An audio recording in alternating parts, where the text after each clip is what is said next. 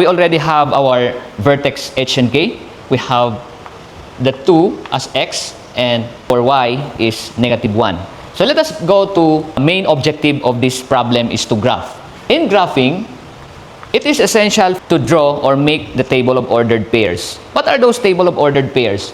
These table of ordered pairs are values that is being presented in the graph as a point of ordered pair where that points will be connected from each other to make the graph as quadratic or linear or maybe other graph. So hindi natin siya madodraw ng maayos kung wala kang table of ordered pair. Paano natin sisimulan ang table of ordered pair? Remember that x is called an independent variable and y is called the dependent variable. Ano yung pagkakaiba ng dalawa? Pag sinabing independent variable, ito yung variable na hindi nagdidepende sa iba. Pag sinabing dependent variable, itong si y ay nagdidepende lang ito sa x. Ibig sabihin, ang x pwede kang gagawa ng numbers, pero ang y hindi ka pwedeng gagawa ng numbers hanggang hindi ka magsosolve. In standard way, maglagay lang tayo ng at least 5. 1, 2, 3, 4, 5. Lagyan natin ng gitna. Ano yung purpose ng gitna? Ito yung purpose ng vertex. Doon natin sisimulan yung pinakadulo or pinakataas or pinakababa na turning point ng parabola, which is the h and k. So h and k is 2x and -1 y. So 2, by solving, -1 ang y. Kasi tapos na tayo nag-solve ng h and k. So meron ng value yung gitna. What's the purpose of this? Para matarget natin itong lesser than 2, itong greater than 2. Kasi on the right corner of the parabola, tsaka yung left corner ng parabola, para makita natin ng maayos yung graphing. If this is 2, you can solve 0, and you also can solve -2 here. 2 interval lang, pwede. Pag 2 yan, pwede ka maglagay ng 4 at saka 6. So 2 intervals, basta balance lang sila. Pag by 1 lang, plus 1 minus 1 lang. Pag by 2, plus 2 minus 2 lang.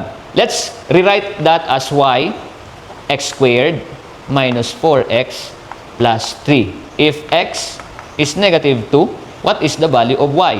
All you have to do, itong x's na to, yung mga x na to, ay gagawin nating -2. So this is -2 squared minus 4 times -2 plus 3.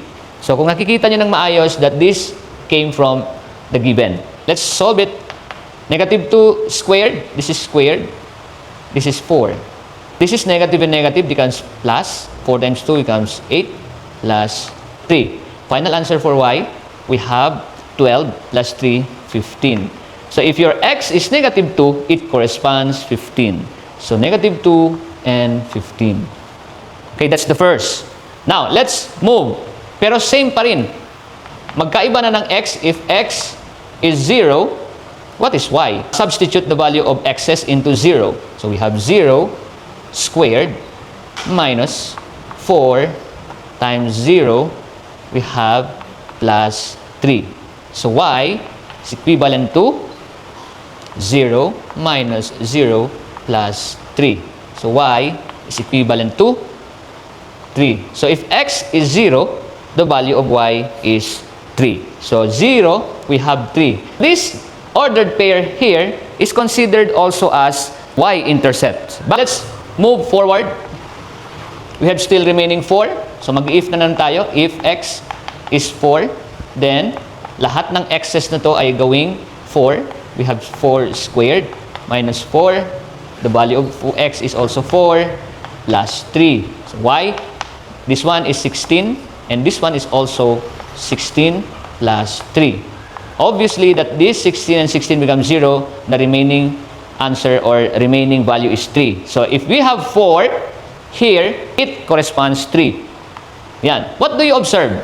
Tingnan ninyo. Galing sa 15 yung sagot, bumaba ng 3, pumunta ng vertex ng -1, bumalik ng 3.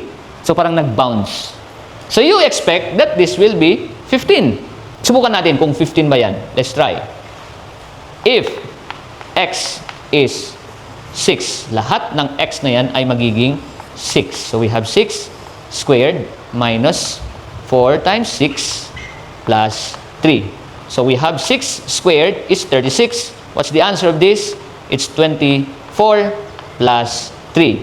Why? 36 minus 24? 12. Right? So 12 plus 3. So value of y is 15. So if your x is 6, it corresponds 15. 6, 15.